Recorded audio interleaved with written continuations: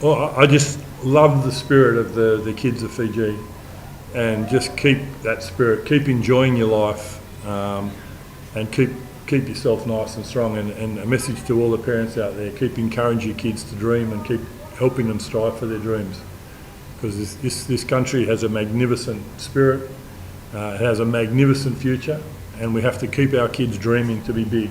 And the energy they have and the excitement they have is inspiring. And with this weekend, with the kids coming in today and tomorrow, just keep helping your kids achieve their dreams, because they will achieve the dreams if you help them.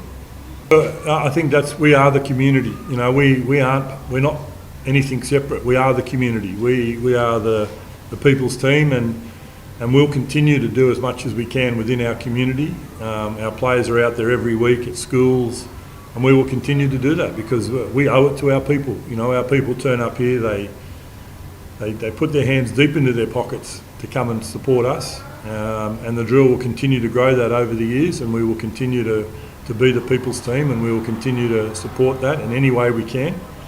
It's an inspiring, and for me as a coach of this team, it's inspiring messages that we can continue to give our players.